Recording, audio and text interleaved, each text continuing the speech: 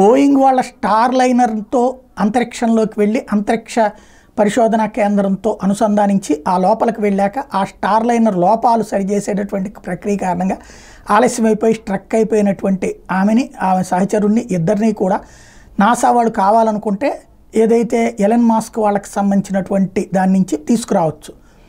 అయితే దానికి సంబంధించి ఇప్పుడు కీలకమైనటువంటి మాటలు సునీత విలియమ్స్ చెప్పుకొచ్చారు. బోయింగ్ అంతరిక్షణ ఒక స్టార్ లైనర్లోనే పలు సమస్యలు తలెత్తినప్పటికీ మేము అందులోనే భూమికి సురక్షితంగా తిరిగి వస్తామని విశ్వాసం ఉందని అంతర్జాతీయ స్పేస్ స్టేషన్లో ఉన్న వ్యోమగాములు సునీత విలియమ్స్, బుచ్ విల్మోర్లు బుధవారం ప్రకటించారు. స్టార్ లైనర్ తొలి మానవ సహిత రోదసీ యాత్రలో జూన్ 5న సునీత విల్మోర్లు అంతరిక్షంలోకి వెళ్ళారు. హీలియం వాయువు లీక్ కావడం, థ్రస్టర్ల వైఫల్యం కారణంగా అంతర్జాతీయ స్పేస్ స్టేషన్లో అతి కష్టం మీద అనుసంధానం కాగలిగారు. 8 రోజుల తర్వాత భూమికి తిరిగి రావాల్సిన వీళ్ళిద్దరు రాకెట్లో సమస్యల వల్ల అక్కడే చిక్కుబడిపోయారు. ISS నుంచి బుధవారం వీళ్ళిద్దరు విలేకరుల సమావేశంలో మాట్లాడారు.